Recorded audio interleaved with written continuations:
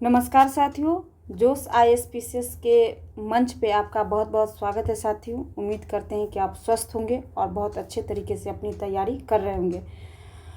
आज हम लोग 71 बीपीएससी का जो पीवाईक्यू है उसको बहुत डिटेल एनालिसिस करेंगे। न केवल एक ऑप्शन को देखेंगे बल्कि 4 ऑप्शन जो है उस 4 ऑप्शन का क्या क्या हो सकता है फैक्ट, उस सभी फैक्ट को जानने का प्रयास करेंगे जो ताकि आपका 72 जो बीपीएससी एग्ज़ाम है वो बहुत ही बेहतरीन तरीके से जाए और आप एक सेफ स्कोर कर सके।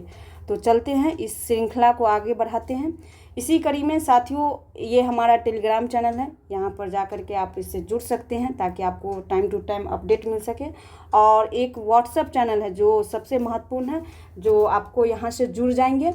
और साथियों इसमें मतलब इसके नीचे आपको डिस्क्रिप्शन बॉक्स में ये व्हाट्सएप चैनल आपको पिन कर दिया जाएगा और यहाँ से आप जुड़ करके टाइम टू टाइम एकदम अपडेट आपको मिलता रहेगा। और जिन साथियों को 1-to-1 मेंटोरशिप प्रोग्राम चाहिए वो इस नंबर पे कांटेक्ट करके हमसे जुड़ जाएंगे और जो भी लाभ हो सकता है आप लोगों के लिए हमारी टीम के द्वारा आपको प्रोवाइड करवाई जाएगी। तो चलते हैं, इस श्रृंखला को आगे बढ़ाते हैं। और आज हम लोग पीवाईक्यू में 71 बीपीएससी जो 2025 सितंबर में कंडक्ट हुई थी उसको आज हम लोग देखेंगे। तो ये 71 बीपीएससी का पेपर है, आप लोग इसमें बहुत अच्छे से देखेंगे। और यहाँ पे आप लोग जानते हैं कि 1/3 निगेटिव है, तो 1/3 निगेटिव को ध्यान में रखते हुए आप क्वेश्चन को कैसे अप्रोच करते हैं, एलिमिनेशन, साथ ही एलिमिनेशन टेक्निक कैसे लगाते हैं ये भी आपको देखना होगा। साथ ही कि ऑप्शन में ये बीपीएससी का थीम क्या रहा है ये भी आपको देखना होगा। और लॉजिक गेसिंग कैसे करके आप अच्छे मार्क्स ला सकते हैं ये भी आपको देखना होगा। तो चलते हैं, इस श्रृंखला को आगे बढ़ाते हुए आज हम लोग फर्स्ट क्वेश्चन को देखते हैं। फर्स्ट क्वेश्चन हमारा देखिए, आप लोग भी पढ़िए और बताइए कि आप जो जानकारी लिए हैं अभी तक, जो पढ़ाई की हैं, तैयारी की, उसके अकॉर्डिंग आपका आंसर क्या होना चाहिए। जो भी आंसर बताया जा रहा है यहाँ पे आपको बिल्कुल फाइनल आंसर की के जो बीपीएससी ने दिया है उसके द्वारा वो आंसर आपको बताया जाएगा। तो चलिए क्वेश्चन देखते हैं। फर्स्ट क्वेश्चन हमारा क्या कह रहा है, यूएनडीपी। देखिए, यूएनडीपी के मानव विकास सूचकांक एचडीआई में रिपोर्ट 2025 के अनुसार भारत में जीवन प्रत्याशा 1990 में 58.6 वर्ष थी, यह 2023 में कितनी हो गई है। तो यानी कि आपको एक तो दे दिया गया, दूसरा पूछ रहा है कि आपको 2023 में कितनी हो गई है। तो बिल्कुल करंट का क्वेश्चन है। तो ये जो थी 72 वर्ष थी। और वर्तमान के अकॉर्डिंग भी अगर देखें तो 2026 में अगर इसका डिटेल करेंगे तो इसमें भी 72 वर्ष ही है। तो ये आप लोग नोट कर लेंगे, अगर क्वेश्चन बनता है तो इस तरह से आप टिक मारेंगे। और एक क्वेश्चन यहाँ पे अगर बीपीएससी बनाती है तो एक क्वेश्चन आपसे ये भी फैक्ट पूछ लेगी कि एचडीआई जो इंडेक्स है, रिपोर्ट है, वो कौन सी संस्था जारी करती है, यानी कि यूएनडीपी। ये आप लोग ध्यान पे रखेंगे, यूएनडीपी।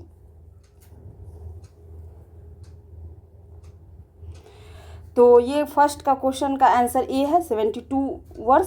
तो अब चलिए आज का सेकंड क्वेश्चन हमारा ये देखिए।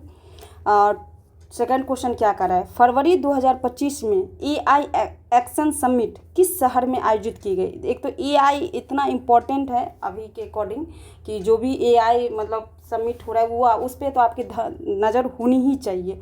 तो जैसा कि 2025 के अकॉर्डिंग आपसे पूछ रहा है क्वेश्चन में, तो उसके अकॉर्डिंग कौन सा आंसर होगा, उसके अकॉर्डिंग पेरिस जो शहर था वहाँ पे, फ्रांस का राजधानी पेरिस, वहाँ पे ये एआई समिट किया गया था। अब तो ये हो गया 2025 का। अभी वर्तमान के अकॉर्डिंग कौन सा होगा, 2026 के अकॉर्डिंग कौन सा होगा एआई। तो ये जो हो जाएगा ये इंडिया याद रखेंगे आप लोग, भारत। और ये कहाँ किया गया था, भारत मंडपम, एक सेकेंड, भारत मंडपम जो कि कहाँ है, नई दिल्ली में। ये आप लोग ध्यान पे रखेंगे, नई दिल्ली, भारत मंडपम। ये काफ़ी चर्चा में रहा था ये समिट, तो आप इसको बिल्कुल भूलेंगे नहीं, क्वेश्चन यहाँ से बिल्कुल बन सकता है। तो चलते हैं अब नेक्स्ट क्वेश्चन की तरफ।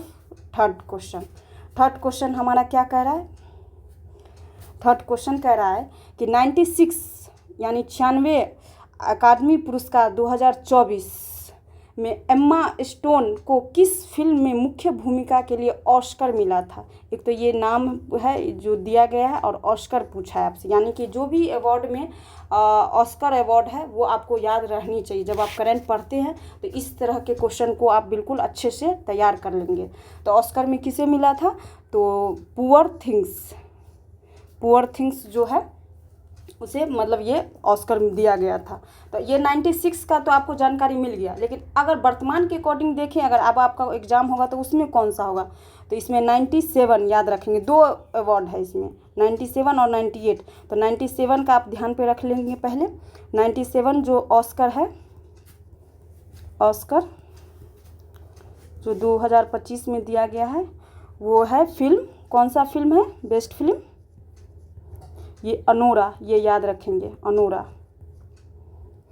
और इसके जो सर्वश्रेष्ठ डायरेक्टर है उसको भी आप लोग ध्यान पे रखेंगे, क्योंकि क्वेश्चन यहाँ से भी बन सकते हैं। सर्वश्रेष्ठ निर्देशक या डायरेक्टर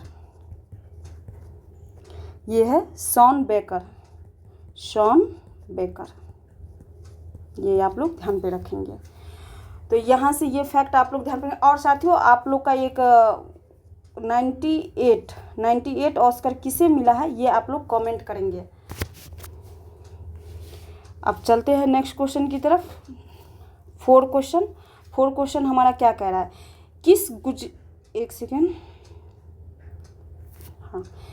किस गुजराती फिल्म ने 70वें राष्ट्रीय फिल्म पुरस्कार में राष्ट्रीय, सामाजिक, पर्यावरणीय मूल्यों को बढ़ावा देने के लिए सर्वश्रेष्ठ फीचर फिल्म का पुरस्कार जीता है? देखिए ये 70 राष्ट्रीय फिल्म पुरस्कार है और उसमें आपको कह रहा है कि इन मुद्दों पे उन्होंने बात किया है। उसमें आपको जानने का प्रयास कर रहा है कि कौन से ऐसे फिल्म था जिसको ये मिला, सर्वश्रेष्ठ फीचर फिल्म का अवार्ड मिला है। तो इसमें आप देखेंगे कि एक तो हेलारो है, दूसरा छेल्लो शो है और थर्ड है कच्छ एक्सप्रेस। तो जानते हैं हम लोग कि ये जो मिला था अवार्ड वो कच्छ एक्सप्रेस को मिला था। तो ये तो हो गया कि 70 ये राष्ट्रीय फिल्म पुरस्कार के अकॉर्डिंग इसका आंसर ये हो गया, सी हो गया। अब वर्तमान के अकॉर्डिंग इसमें आप जानने का प्रयास करेंगे कि कौन सा होना चाहिए, क्योंकि अब आप 72 में आपसे ये तो नहीं क्वेश्चन पूछेगा, आपसे तो नेक्स्ट वाली पूछेगी। तो 71 का आप लोग ध्यान पे रखेंगे। 71वां राष्ट्रीय फिल्म पुरस्कार।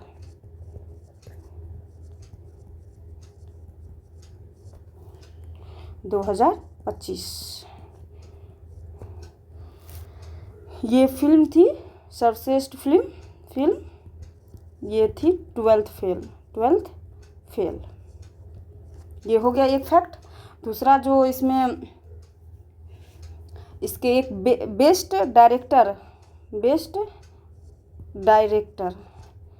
डायरेक्टर का जो अवार्ड मिला था सुदीप्तो सेन को, ये आप लोग ध्यान पे रखेंगे। सुदीप्तो सेन किस फिल्म के लिए? द केरला स्टोरी के लिए, ये भी आप लोग ध्यान पे रखेंगे। और इसमें बेस्ट एक्टर का जो अवार्ड मिला था ये क्या कहते हैं, शाहरुख खान और विक्रांत मैसी को 12th फेल के लिए मिला था, ये भी आप साथ में ध्यान रखेंगे। और एक सर्वश्रेष्ठ हिंदी फिल्म थी कटहल, उसे भी अवार्ड मिला था, ये आप इतना फैक्ट यहाँ पे ध्यान पे रखेंगे। तो कुछ चीज़ को आप सुन करके भी नोट करते चलेंगे और कुछ चीज़ जो मेरे द्वारा लिखाया जा रहा है उसे आप बिल्कुल नोट्स बनाते जाए, क्योंकि यहाँ से आपको एक शॉर्ट नोट्स भी बनते चला जाएगा। तो चलिए अब नेक्स्ट क्वेश्चन की तरफ बढ़ते हैं हम लोग। नेक्स्ट क्वेश्चन अब हमारा 5th नंबर क्वेश्चन है। 5th नंबर क्वेश्चन यहाँ पे है, आप देख सकते हैं। 5th नंबर क्वेश्चन, निम्नलिखित में से किस व्यक्ति या संगठन को, देखिए यहाँ पे 2 नाम है, एक तो व्यक्ति है दूसरा संगठन है, को 2024 का रेमन मैग्सेसे पुरस्कार प्राप्त हुआ है। देखिए क्वेश्चन को जब भी आप बनाएं पढ़े तो एक अप्रोच करने का भी एक तरीका होता है, टेक्निक होता है, वो भी मैं आज आप लोग के साथ शेयर करूंगी, क्योंकि मेरा विगत वर्षों का अनुभव रहा है बीपीएससी में अच्छे मार्क्स, गुड मार्क्स लाने का। तो साथ ही साथ देखिए यहाँ पे आपको आयोग ने क्लियर कर दिया है कि इसमें जो भी आपका आंसर होगा ये एक से अधिक होगा। कैसे? तो एक तो यहाँ पे व्यक्ति दिया गया है, दूसरा यहाँ पे आपको संगठन दिया गया है। इसका मतलब कि कहीं ना कहीं ये जो अवार्ड मिला है, रेमन मैग्सेसे जो अवार्ड मिला है वो कहीं ना कहीं 2-3 व्यक्ति को मिला है। तभी यहाँ पे आयोग ने आपसे पूछा है कि एक व्यक्ति कौन है, दूसरा संगठन कौन है। तो इस तरह के क्वेश्चन जब भी इस तरह से आए तो इसमें आपको आंसर डी के साथ जाना चाहिए। तो एक तो सबसे पहले व्यक्ति में कौन कौन है, फुत्सो कर्मा इसे भी मिला है व्यक्ति के रूप में, मियाजाकी हायाओ इसे भी मिला है, और रूरल डॉक्टर मूवमेंट्स ये एक संगठन है, ऑर्गेनाइजेशन है, उसे भी ये मिला है। तो ये भी, ये तीनों के आधार पे ये जो इसका आंसर आपका हो जाएगा वो डी हो जाएगा, यानी कि 5th का आंसर डी, एक से अधिक। अब ये तो आपका जान ली। अब इसके अकॉर्डिंग रेमन मैग्सेसे पुरस्कार 2025 में किसे मिला है, ये आप लोग को जानकारी आप रखनी चाहिए। तो 2025 में किसे मिला है, एक सेकेंड, 2025 में रेमन मैग्सेसे पुरस्कार, ये नोट कर लेंगे आप।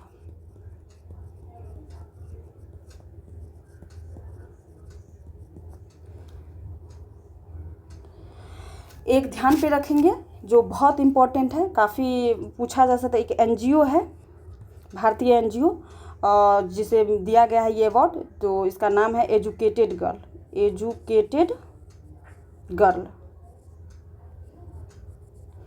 ये ध्यान पे रखेंगे। एजुकेटेड गर्ल जो एक एनजीओ है उसे दिया गया है। और साथ ही साथ व्यक्ति के रूप में देखेंगे, व्यक्ति, तो व्यक्ति में है शाहीन अली, शाहीन अली। और सेकंड जो व्यक्ति है वो एंटोनियो, एक सेकंड साथियों, एंटोनियो एल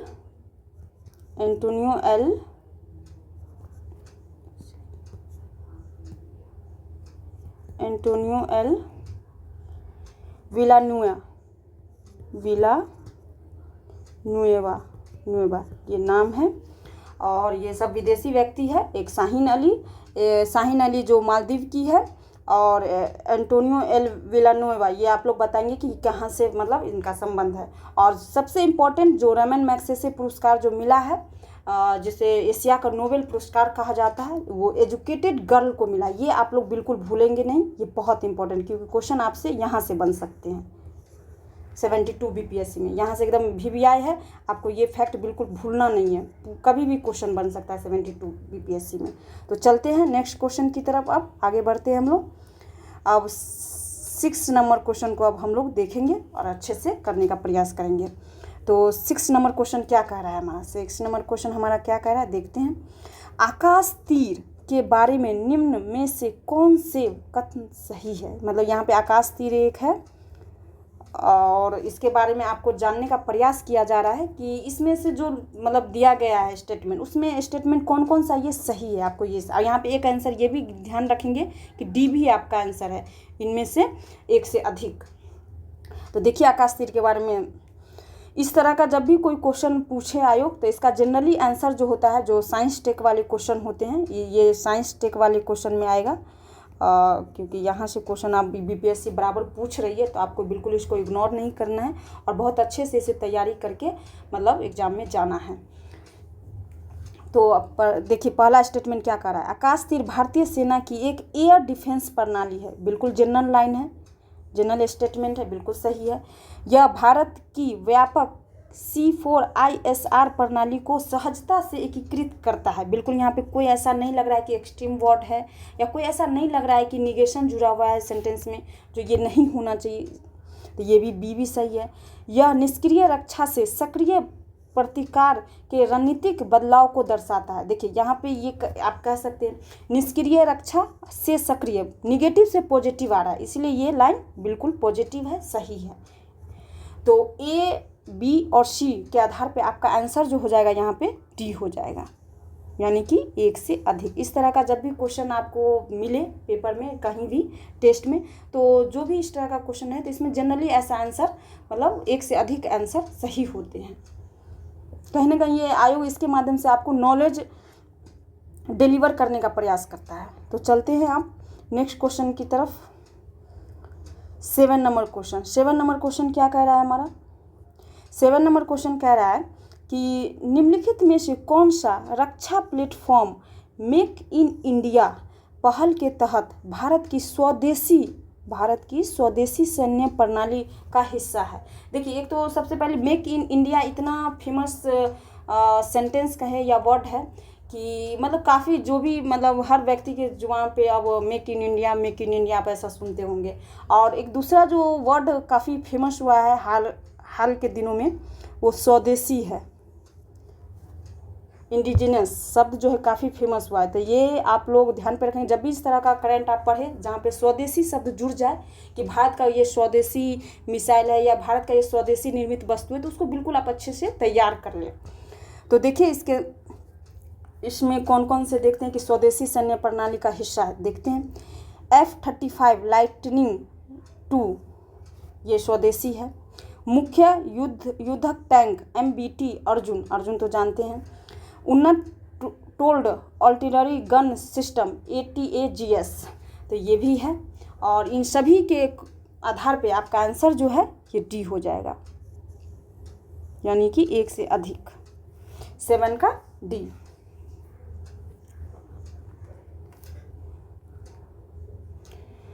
तो चलिए नेक्स्ट क्वेश्चन की तरफ चलते हैं। और साइंस टेक का आप ये देख रहे होंगे कि साइंस टेक का कितना महत्व हाल के दिनों में पेपर में देखने को मिला है। तो बिल्कुल साइंस टेक से जुड़े हुए जो भी क्वेश्चन उसे आप इग्नोर नहीं करेंगे। 8 नंबर क्वेश्चन, इसमें आपको डे जानने की दिया गया है और इसमें कह रहा है कि कौन सा दिन होलोकास्ट मेमोरियल डे, देखिए एक नया तरीका का डे है, होलोकास्ट मेमोरियल डे के रूप में जाना जाता है। तो बताइए इसमें से कौन सा आंसर होना चाहिए। तो एक तो 15 जनवरी है, दूसरा है कि 27 जनवरी है और तीसरा 10 फरवरी है। तो 15 जनवरी के बारे में आई थिंक बहुत से स्टूडेंट जानते होंगे कि इस दिन हम लोग क्या मनाते हैं, भारतीय सेना दिवस। भारतीय सेना दिवस। तो ये तो होगा नहीं। 10 फरवरी को हम लोग जानते हैं कि इस दिन जो है राष्ट्रीय कृमि निवारण दिवस मनाते हैं, निवारण दिवस मनाते हैं। और बच गया 27 जनवरी, तो 27 जनवरी ही को ही होलोकास्ट मेमोरियल डे मनाते हैं। तो आपका आंसर जो हो जाएगा 8 का B हो जाएगा। इस तरह से आप क्वेश्चन को मतलब एलिमिनेट करके ऑप्शन को लॉजिक गेस करके इस तरह के क्वेश्चन में आप लॉजिकल गेस कर सकते हैं। लॉजिकल गेस के माध्यम से आप आंसर तक जा सकते हैं। अगर आपको नहीं भी पता है फिर भी इस क्वेश्चन को आप अटेम्प्ट लेंगे।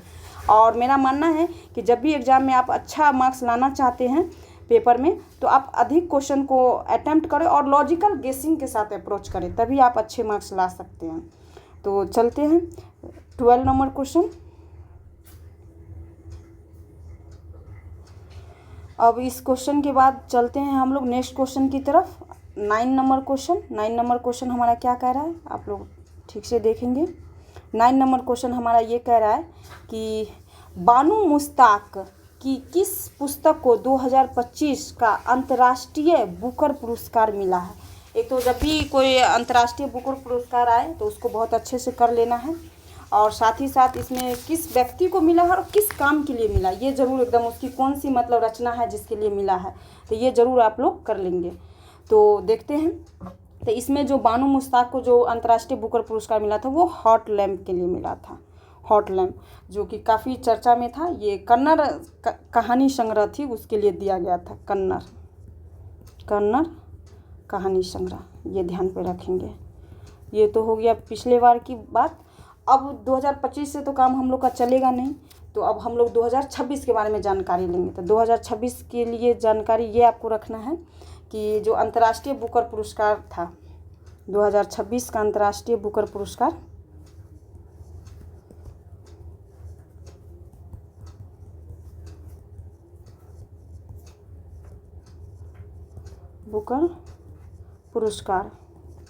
ये किसे दिया गया है, तो ये ध्यान पे रखेंगे।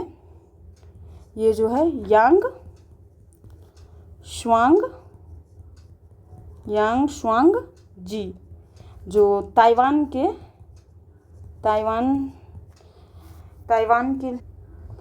तो यांग शुआंग जी जो ताइवान के रहने वाले, उनको ये पुरस्कार मिला है, अंतर्राष्ट्रीय बुकर पुरस्कार। और इनकी जो प्रसिद्ध कृति है जो बहुत इम्पोर्टेंट है, ताइवान ट्रैवलॉग, ये आप लोग बिल्कुल भूलेंगे नहीं, क्योंकि कृति भी पूछने का परंपरा रहा है बीपीएससी का। और इसकी विशेषता, ये ताइवान ट्रैवलॉग की विशेषता ये है कि ये मंदारिन भाषा की लिखी गई पहली कृति है। मंदारिन भाषा में लिखी गई कृति है, ये आप लोग ध्यान पे रखेंगे। तो चलते हैं अब नेक्स्ट क्वेश्चन की तरफ। 10 नंबर क्वेश्चन। 10 नंबर हमारा क्वेश्चन क्या कह रहा है, देखिए। सिंधु जल संधि के अनुसार 3 पूर्वी नदियां भारत को आवंटित की गई है, निम्नलिखित में से कौन सी उनमें शामिल नहीं है। जब भी आप क्वेश्चन को पढ़ेंगे तो इसमें ये बात ज़रूर देखेंगे कि क्वेश्चन आपको क्या पूछ रहा है, नहीं पूछ रहा है कि हाँ वाला पूछ रहा है। तो सिंधु जल संधि तो जानते हैं हम लोग कि ये 1960 में एक संधि हुई थी भारत और पाकिस्तान के बीच में। किसकी मध्यस्थता से, तो वर्ल्ड बैंक की मध्यस्थता से। ये आप लोग ध्यान पे रखेंगे, वर्ल्ड बैंक की मध्यस्थता से ये भारत और पाकिस्तान के बीच में सिंधु जल समझौता हुआ था। और इसमें 3 नदी जो है भारत को, मतलब यहाँ से पानी मतलब देने का एक अधिकार क्षेत्र दिया गया था, और 3 नदी पाकिस्तान को डिस्ट्रीब्यूट किया गया था। तो इसमें 3 नदी में कौन कौन है, तो इसमें 3 नदी में जो है रावी, सतलज और एक नदी जो है व्यास, ये भारत को, ये 3 नदियाँ भारत को दी गई थी यहाँ से जल का मतलब उपयोग करने के लिए। और झेलम पाकिस्तान को जो नदी दी गई थी, ये इसका नाम ये है, फर्स्ट नदी था सिंधु, सेकंड था झेलम, एक सेकंड, झेलम, और थर्ड नदी था चिनाब। इस 3 नदियों पे ज़्यादातर अधिकार पाकिस्तान की है, यहाँ से वो लोग मतलब पानी का अधिक उपयोग कर सकते हैं। और ये 3 नदी जो था रावी, सतलज और ब्यास, जिस पे भारत का अधिकार है। तो चलते हैं अब नेक्स्ट क्वेश्चन की तरफ। 11 नंबर क्वेश्चन। 11 नंबर क्वेश्चन क्या कर रहा है, अब क्वेश्चन देखिए, थोड़ा सा बड़ा क्वेश्चन है। इसका मतलब है कि कहीं ना कहीं आपको पढ़ने की आदत होनी चाहिए, आप फास्ट पढ़ के समझ सकते हैं। तो 11th नंबर क्वेश्चन क्या कर रहा है, यूएनडीपी द्वारा विकसित क्षमता गरीबी माप CPM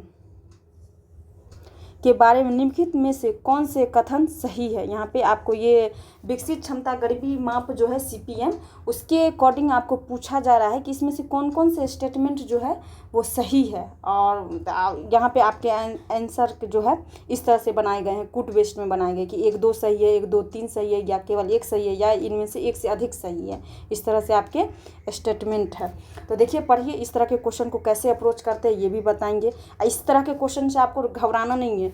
इस तरह के क्वेश्चन जब भी आए तो आपको खुश होना है कि इस तरह के क्वेश्चन में अगर आप लॉजिक गेस लगाते हैं, एलिमिनेशन टेक्निक लगाते हैं, तो बिल्कुल आप एकदम किसी से आगे रहेंगे। तो देखिए फर्स्ट क्या कर रहा है, फर्स्ट कर रहा है CPM में स्वास्थ्य और पोषण की कमी के प्रतिनिधि के रूप में बाल कुपोषण को शामिल किया गया है। बिल्कुल बाल कुपोषण को तो स्वास्थ्य और पोषण का एक बेसिक माना ही जाता है। तो बिल्कुल ये स्टेटमेंट बिल्कुल सही है और इसे माना गया है, तो ये सही है।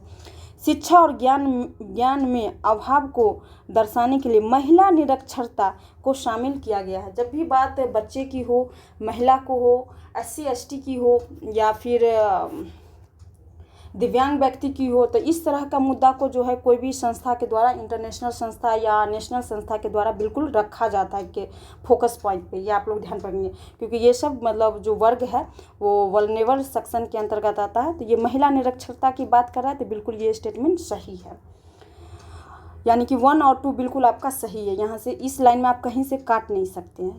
थर्ड स्टेटमेंट पढ़िए, यह पुरुष निरक्षरता को क्षमता गरीबी की का एक प्रमुख संकेतक मानता है। देखिए एक तरफ तो बात महिला निरक्षरता की करे, दूसरी तरफ पुरुष निरक्षरता को कहा जाता है।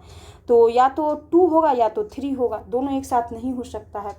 तो पुरुष यहाँ पे सबसे ज़्यादा वल्नरेबल कौन है, महिला है।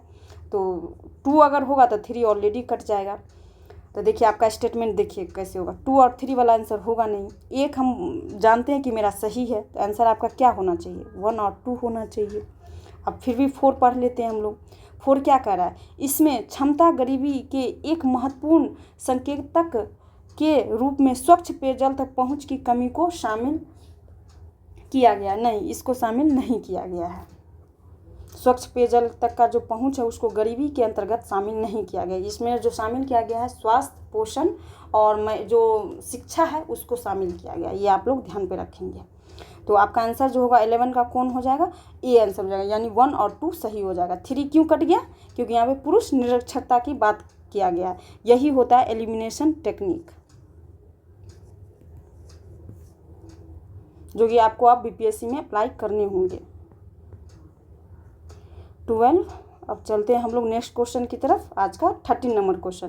13 नंबर क्वेश्चन क्या कह रहा है, 13 नंबर क्वेश्चन हमारा कह रहा है कि भारत वन स्थिति रिपोर्ट 2023 ISFR रिपोर्ट जो है 2023 का, उसके अकॉर्डिंग आपके वन की क्या स्थिति है भारत जैसे देश में, उसके बारे में आपको जानकारी मांग रहा है। तो हम लोग जानते हैं कि पिछले 2023 में ही हमारा ISFR का रिपोर्ट आया था। उसी रिपोर्ट के अकॉर्डिंग अभी हम लोग डाटा को याद रखे हुए हैं और वही रिपोर्ट अभी अंतिम है, नया कोई रिपोर्ट आया नहीं है। तो इसलिए इसके अकॉर्डिंग ही हम लोग देखेंगे। तो इसके अकॉर्डिंग जो है ये हमारा जो ISFR रिपोर्ट जो है, ये कौन सा रिपोर्ट है, ये 18वीं रिपोर्ट है। ये आप लोग ध्यान पे रखेंगे। और इसके अकॉर्डिंग देखते हैं, देश का कुल वन और वृक्ष आवरण देश के भौगोलिक क्षेत्र का 15% है। एक तो यहाँ पे डाटा है, और दूसरी बात ये 15% जो डेटा है ये गलत है। डेटा जनरली कभी भी पॉइंट वगैरह में रहता है। अक्सर इस तरह का जो डेटा रहता है, ये आप कॉमन सेंस लगाएंगे कि इस तरह का जो डेटा रहता है वो पॉइंट में जनरली रहता है। तो वैसे कितना है, तब 25.17% है। ये आप लोग ध्यान पर रखेंगे। वन और वृक्ष मिलाकर के कितना है, 25.17%। ये ध्यान रखते, ये स्टेटमेंट आपका गलत हो गया। बी चलते हैं। सबसे बड़े दर्ज वन क्षेत्र वाले शीर्ष 3 राज्य झारखंड, अंडमान निकोबार और मणिपुर। सबसे पहली बात कि जब भी शीर्ष 3 राज्य की बात आएगी वन के मामला में, तो झारखंड का नाम तो वैसे भी नहीं आता है। ये तो आप लोग कॉमन सेंस लगाएंगे। तो फिर कहेंगे कि मैम किसका आता है, तो इसमें शीर्ष 3 राज्य जो आता है वन वाले क्षेत्र में, इसमें मध्य प्रदेश यानी कि MP, Arunachal Pradesh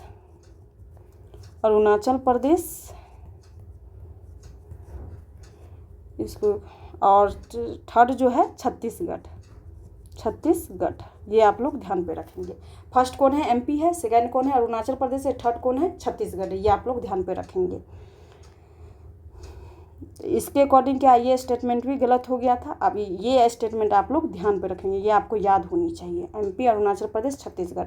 third statement देखिए, सबसे अधिक वृक्षावरण महाराष्ट्र राज्य में पाया गया है और उसके बाद राजस्थान, उत्तर प्रदेश का स्थान है। बिल्कुल ये स्टेटमेंट ISFR 23 जो आया था उसके अकॉर्डिंग वन की रिपोर्ट में ये बिल्कुल स्टेटमेंट सही है। तो आपका आंसर जो हो जाएगा वो C हो जाएगा, यानी कि 13 का C। ये आप लोग ध्यान पे रखेंगे। चलते हैं अब नेक्स्ट क्वेश्चन की तरफ। 14 नंबर क्वेश्चन क्या कह रहा है, 14 नंबर क्वेश्चन कह रहा है 2023 में वैश्विक सेवाओं के निर्यात में निम्नलिखित में से किस देश की भारत से अधिक हिस्सेदारी थी। जो वैश्विक जो हम लोग सेवा निर्यात करते हैं, यानी अपने देश से किसी अन्य देश में जो भेजते हैं सामान को या वस्तु को या सेवा को, उसके अकॉर्डिंग आपको पूछ रहा है कि किस देश के साथ हमारी ऐसी सेवा निर्यात में हम हिस्सेदारी अधिक थी। यानी कि तो इसमें रूस, उस समय लड़ाई झगड़ा हो रहा था, युद्ध हो रहा था, तो उसमें रूस का नाम वैसे भी कट जाएगा। और इसमें जो नाम था वो आयरलैंड का था। ये बिल्कुल फैक्चुअल क्वेश्चन है। 14 का B आता है तो बनाइए, अगर नहीं आता है तो इस तरह के क्वेश्चन को आप स्किप भी कर सकते हैं। इस तरह के क्वेश्चन को आप छोड़ सकते हैं। निगेटिव मार्किंग से बचना है, क्योंकि 1/3 आपको निगेटिव मार्क्स है। ये आप लोग ध्यान पे रखेंगे। तो चलते हैं अब नेक्स्ट क्वेश्चन की तरफ। 14 नंबर क्वेश्चन हो गया। अब 15 नंबर क्वेश्चन देखते। अब हम लोग 15 नंबर क्वेश्चन देखेंगे। 15 नंबर क्वेश्चन क्या कर रहा है, स्वास्थ्य और परिवार कल्याण मंत्रालय के यूविन पोर्टल याद रखेंगे आप लोग, के बारे में निम्नलिखित में से कौन सा कथन सही नहीं है। यहाँ पे सही नहीं आपको खोजना है। तो देखिए इसमें निगेटिव कौन सा है, जो निगेटिव वाला होगा वही आंसर होगा, अगर नहीं होगा तो इसमें से डी आंसर होगा। देखिए देखते हैं फर्स्ट नंबर क्या करा है, यह QR आधारित ई टीकाकरण का प्रमाण पत्र प्रदान करता है। बिल्कुल ये सही है। कोई भी जो पोर्टल होता है वो मतलब इलेक्ट्रॉनिक जो होता है उस पर वो फोकस करता है, डिजिटली काम करता है, तो बिल्कुल ये स्टेटमेंट सही है। यह माता पिता और बच्चों के लिए आयुष्मान भारत स्वास्थ्य खातों आभा के निर्माण की सुविधा प्रदान करता है। बिल्कुल ये भी सही है। और पोर्टल 11 क्षेत्रीय भाषाओं में उपलब्ध है। तो वैसे तो अगर आप लोग गेस करेंगे तो कहेंगे कि मैम यहाँ पे तो 11 जो है ये एक प्रकार का न्यूमेरिकल डेटा है, तो ये गलत भी हो सकता है। इस तरह के क्वेश्चन को आप ऐसे अप्रोच करेंगे कि जब भी कोई क्षेत्रीय भाषा की बात करे, क्षेत्रीय भाषा की बात करें तो वो बात जो है बिल्कुल पॉजिटिव होनी चाहिए। कि जैसे किसी पोर्टल को अगर हम लोग भारत के अगर संदर्भ में देखें तो भारत तो हम लोग जानते हैं कि भाषाओं विविधता वाला देश है। तो यहाँ पे अगर डिफरेंट भाषा में अगर ऐप नहीं रहेगा, पोर्टल नहीं रहेगा, तो कैसे ये चीज़ में मतलब हर लोग कैसे पार्टिसिपेट करेगा, उसको कैसे लाभ मिलेगा। तो इस क्वेश्चन को इस तरह इस नज़रिए से आपको अप्रोच करना है। तो 11 जो क्षेत्रीय भाषा है वो बिल्कुल सही है और ये उपलब्ध कराया जाता है कि ताकि अधिक से अधिक लोग इसका लाभ ले सकें। तो बिल्कुल A, B और C के आधार पे आपका आंसर जो हो जाएगा वो D हो जाएगा। तो चलते हैं नेक्स्ट क्वेश्चन की तरफ। 16 नंबर क्वेश्चन क्या कह रहा है। 16 नंबर क्वेश्चन हमारा कह रहा है किस संगठन ने संयुक्त रूप से आवास और शहरी मामलों के मंत्रालय MOHU महुआ के साथ राष्ट्रीय शहरी नवाचार stack NUIS digital blue print विकसित किया है। एक तो पूछ रहा है कि आवास और शहरी मंत्रालय और साथ ही राष्ट्रीय शहरी नवाचार स्टैक, इस दोनों के साथ मिल करके आपको कह रहा है कि कौन सा ऐसा ब्लू प्रिंट विकसित किया गया। तो देखिए इस तरह का क्वेश्चन जब भी क्वेश्चन को पढ़ें तो बहुत अच्छे से पढ़ने का प्रयास कीजिए और उसी के नाम जिस नाम में ऊपर में रखा हो उसी नाम के साथ आप ऑप्शन को क्या कहते हैं मैच करने का प्रयास करें। तो देखिए इलेक्ट्रॉनिक्स और IT मंत्रालय, यहाँ पे आवास और शहरी है तो ये कट गया। नीति आयोग तो बिल्कुल इसका पार्ट है ही नहीं, तो इसको तो आप हटा ही से दीजिए। बच गया आपका ये राष्ट्रीय शहरी मामले का संस्थान NIUA। इस क्वेश्चन के साथ ऑप्शन जो सिमिलर साउंडिंग का जो सेंटेंस है वो B में ही है, तो आपका आंसर ऐसे भी आप गेस कर सकते हैं, तो आपका B आंसर हो जाएगा। ये सब क्वेश्चन में आपको बहुत ज़्यादा नॉलेज की आवश्यकता नहीं है, बस एक कॉमन सेंस और जो होता है ना लॉजिकल गेसिंग वो होनी चाहिए, तब आप क्वेश्चन सही कर लेंगे। चलते हैं 17 नंबर क्वेश्चन। 17 नंबर क्वेश्चन क्या कह रहा है, 31 अक्टूबर 2024 तक भारतमाला परियोजना के तहत किस राज्य में सबसे अधिक निर्मित सड़क की लंबाई थी। तो देखिए 2024 तक जो भारतमाला परियोजना है जिसमें सड़क को जोड़ने का प्रयास किया गया, ये भी परियोजना काफ़ी इम्पोर्टेंट है, आप लोग एकदम तैयार कर लेंगे। इसमें राजस्थान का सबसे फर्स्ट नंबर है और सेकंड है ये उत्तर प्रदेश और थर्ड है महाराष्ट्र। राजस्थान में कितनी सड़क की लंबाई है 2258 किलोमीटर, ये आप लोग ध्यान पर रखेंगे। और ये सेकंड नंबर पे है और ये थर्ड नंबर पे, ये भी आप लोग ध्यान पर रखेंगे। तो इसमें पूछा है सबसे अधिक, तो राजस्थान हो जाएगा ऑलरेडी। तो चलिए अब नेक्स्ट क्वेश्चन की तरफ। 18 नंबर क्वेश्चन क्या कह रहा है। 18 नंबर क्वेश्चन कह रहा है आपका कि किसान ऋण पोर्टल KRP के शुभारंभ से पहले किसान ब्याज अनुदान और शीघ्र पुनर्भुगतान प्रोत्साहन योजनाओं के तहत मैनुअल दावे निम्नलिखित में से किस संस्थान को प्रस्तुत करते थे। ये यहाँ पे दिया है कि किसान ऋण पोर्टल और ये ब्याज अनुदान, इसके बारे में कुछ आपको दे दिया गया है कुछ सेंटेंस। उसके बाद बोला कि इस किस योजना मतलब परियोजना के तहत यहाँ पे दावे मतलब किस संस्था में ये दावे प्रस्तुत करते थे। तो आप लोग कॉमन सेंस से इस क्वेश्चन को सॉल्व कीजिए। कौन हो सकता है, कृषि और किसान कल्याण मंत्रालय। एक तो यहाँ पे मंत्रालय में कभी भी कोई योजना का मतलब इस तरह का मतलब दावा नहीं प्रस्तुत किया जा सकता, ये ऑप्शन आपका ऐसे कट जाएगा। भारतीय रिजर्व बैंक और नबार्ड से एक तो आप लोग ये ध्यान पे रखेंगे कि बीपीएससी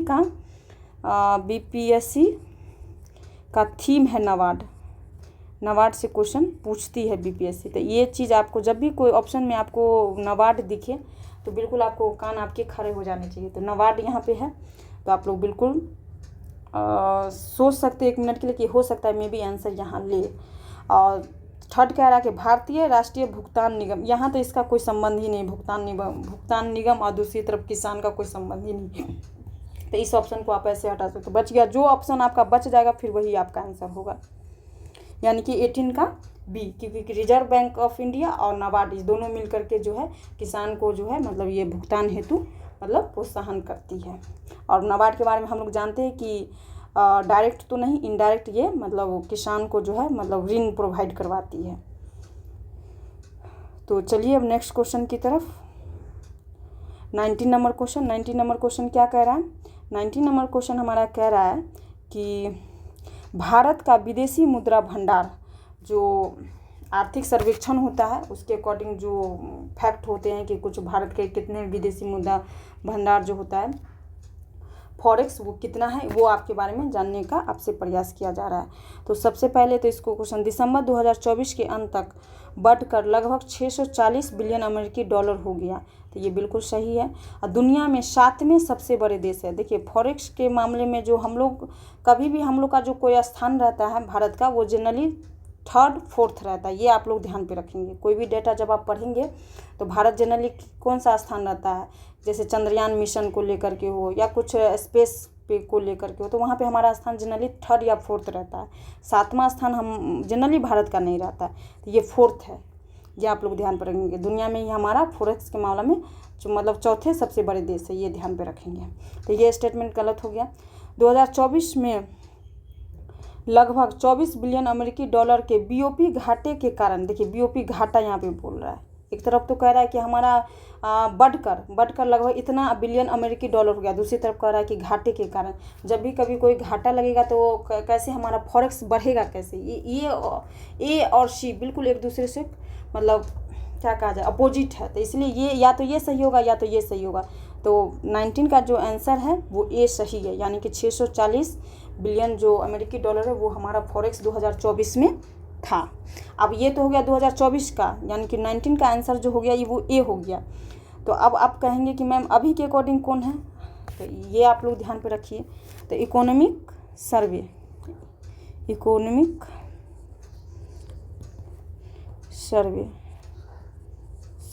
इकोनॉमिक सर्वे के अकॉर्डिंग 2025-26 के अकॉर्डिंग कौन सा है, तो ये 701.4 अरब डॉलर है। ये आप लोग ध्यान पे रखेंगे। इतना फॉरेक्स है अभी हमारे पास है। और रेमिटेंस में तो हम लोग जानते हैं कि फर्स्ट नंबर पे इंडिया बहुत बरसों से है। ये भी आप लोग ध्यान पर रखेंगे। ये डाटा आपको याद रखना है, 701.4 ये याद रखना है। चलिए अब नेक्स्ट क्वेश्चन की तरफ चलते हैं। 20 नंबर क्वेश्चन। 20 नंबर क्वेश्चन हमारा क्या कह रहा है? NFHS 5 के आंकड़ों के अनुसार निम्नलिखित में से किस राज्य ने 2019-20 में 6% से कम आबादी को बहुआयामी यानी कि मल्टी डायमेंशनल रूप से गरीब के रूप में दर्ज किया है? तो इसमें से कौन सा होगा स्टेट? सबसे पहली बात तो आपको क्या पूछ रहा है? राज्य पूछ रहा है। तो जब राज्य पूछ रहा है, इसलिए कहा जाता है कि एग्जाम में क्वेश्चन बहुत अच्छे से पढ़ने के लिए। तो राज्य पूछ रहा है, तो राज्य में जम्मू कश्मीर तो आप ऐसे भी काट दीजिएगा कि जम्मू कश्मीर तो राज्य है नहीं, ये तो केंद्र शासित प्रदेश है, तो ये हट गया। तो आप इसका आंसर या तो बी होगा या तो सी होगा। तो इसमें कौन सा है? तो हिमाचल प्रदेश ऐसा मतलब 6% से कम आबादी को मतलब गरीबी के रूप में दर्ज किया, यानी 20 का बी।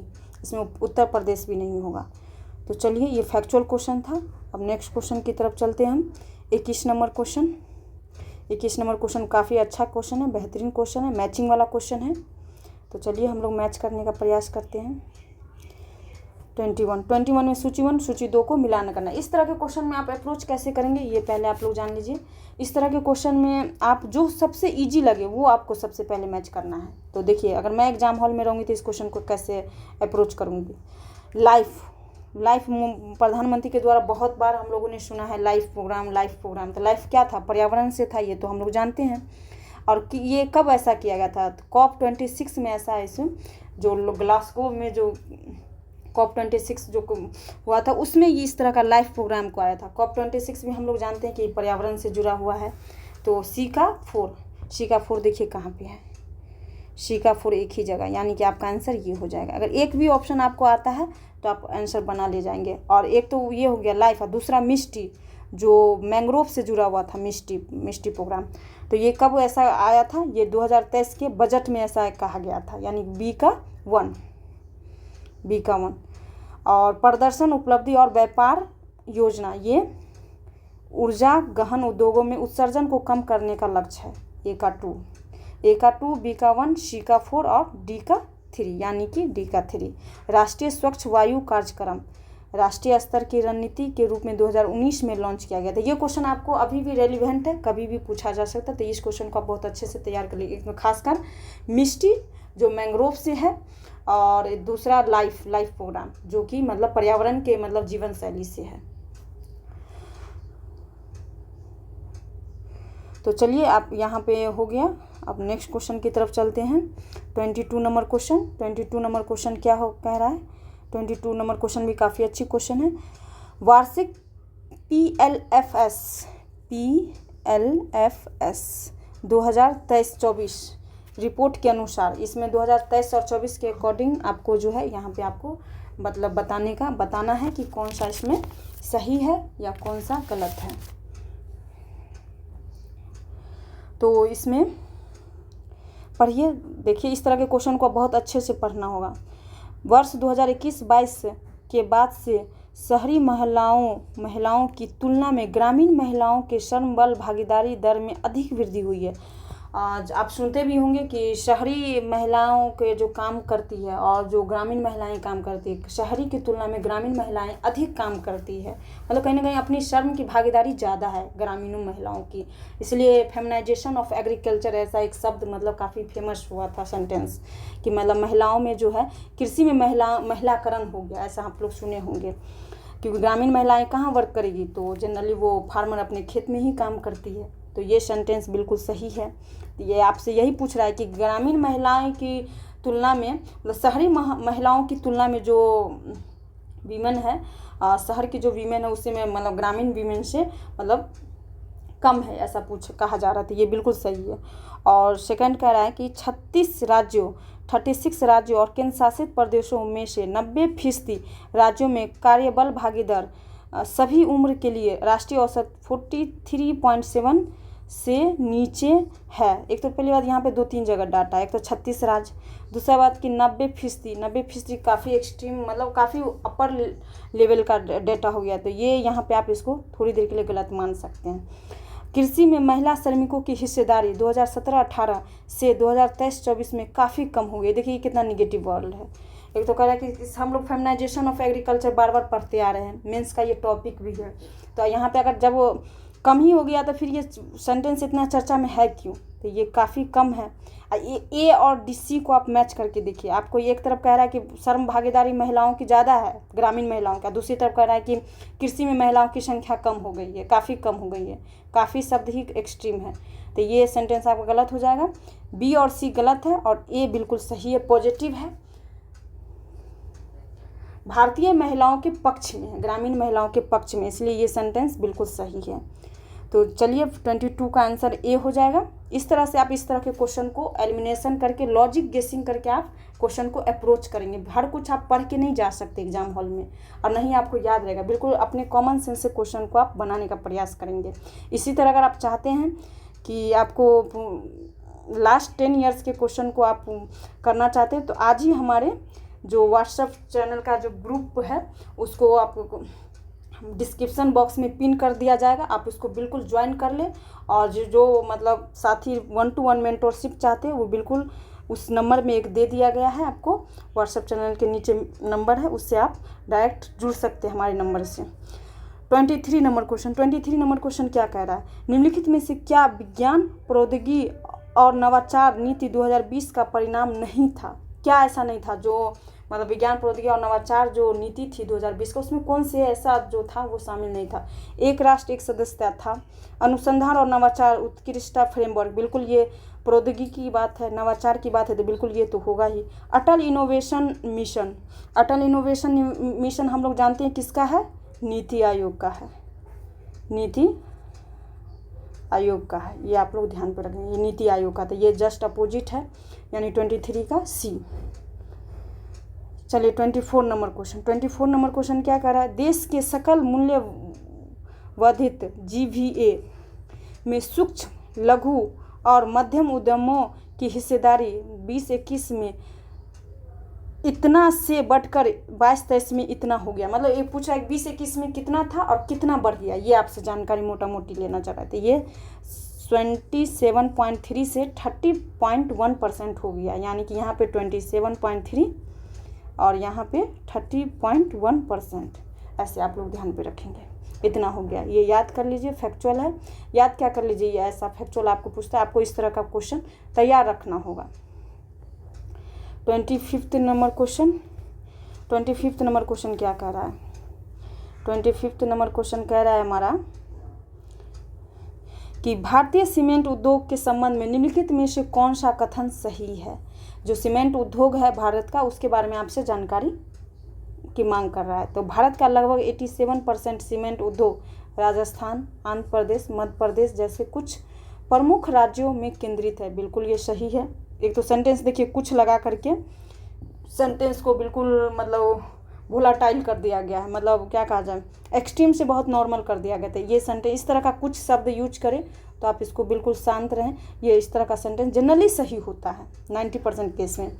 भारत दुनिया में सीमेंट का सबसे बड़ा उत्पादक है, तो बताइए जनरली भारत का स्थान क्या रहता है। अभी मैंने हाल में मतलब डिस्कस किया आपसे पिछले क्वेश्चन में कि जनरली भारत का जो स्थान है ना, वो या तो थर्ड है, या तो सेकंड है, या तो फोर्थ है, इस तरह का। फर्स्ट में बहुत कम ही जगह पे ऐसा आपको देखने को मिलेगा कि भारत जैसे देश का स्थान है। तो सबसे बड़ा भारत का उत्पादक नहीं है, यहाँ पे कौन होगा, चीन होगा। चीन सबसे बड़ा है और भारत का स्थान सेकंड है, ये याद रखिएगा, सीमेंट में सेकंड है वर्तमान के अकॉर्डिंग, ये भी ध्यान पे रखेंगे। तो ये सेंटेंस आपका कट गया दूसरा। और तीसरा देखिए, भारत में अधिकांश सीमेंट संयंत्र कच्चे माल के स्रोतों से दूर और निर्यात का समर्थन करने के लिए बंदरगाहों के पास स्थित है। देखिए इस सेंटेंस में गलती कहाँ पे है, ये हम आपको बता रहे हैं, कैसे गलती आप खोजेंगे। देखिए जब भी हम लोग कोई इंडस्ट्री लगाते हैं तो कोशिश ये करते हैं कि जो जहाँ पे कच्चा माल हो, रॉ मटेरियल हो, वहीं पे आसपास हम लोग इंडस्ट्री लगाने का, डेवलप करने का प्रयास करते हैं। इसलिए आप लोग सुनने होंगे कि जहाँ पे जो चीज़ कच्चा माल प्रोडक्शन होता है, वहीं पे कहा जाता है कि इंडस्ट्री को डेवलप करने के लिए, ताकि कि वो इंडस्ट्री में मतलब कम कॉस्ट में वो चीज़ मतलब जो गुड्स हो वो मतलब प्रोवाइड हो सके, कम कॉस्ट लगे। तो जब कच्चा माल स्रोतों से अगर दूर होगा तो जो हमारा जो ट्रैवलिंग कॉस्ट होगा वो बहुत ज़्यादा हो जाएगा, तो सामान कितना हो जाएगा, काफ़ी महंगा हो जाएगा सीमेंट। तो इसलिए ये सेंटेंस जो है कच्चे माल के स्रोतों से दूर नहीं, नज़दीक कभी भी लगाया जाता है। तो ये सेंटेंस यहाँ पे गलत हो गया। तो थर्ड गलत हो गया और सेकंड भी गलत हो गया और फर्स्ट बिल्कुल सही सेंटेंस है। कुछ प्रमुख राज्य उसमें केंद्रित है, ये बिल्कुल लाइन बहुत पॉजिटिव लाइन है, वोलेटाइल सेंटेंस है, तो ये बिल्कुल सही हो जाएगा। 25 का 1, तो साथियों 25 का 1 सही है, यानी कि आपका आंसर ए हो जाएगा, ये आंसर सही है। तो साथियों आपको ये क्लास कैसी लगी, अगर अच्छी लगी हो तो इसे लाइक करें, शेयर करें और कम से कम एक ग्रुप में इसे ज़रूर शेयर कर दें, ताकि अगर आपको और कुछ ऐसी डिमांड हो तो बिल्कुल आप हमारे पास रखें, आपकी ज़रूरतों को पूरा किया जाएगा। तो तब तक के लिए पढ़ते रहिए, क्वेश्चन को बिल्कुल इसी तरह से डिटेल एनालिसिस कीजिए। उम्मीद है कि आपको क्वेश्चन अप्रोच करने में एग्ज़ाम में काफ़ी हेल्प मिलेगी। और तब तक के लिए धन्यवाद।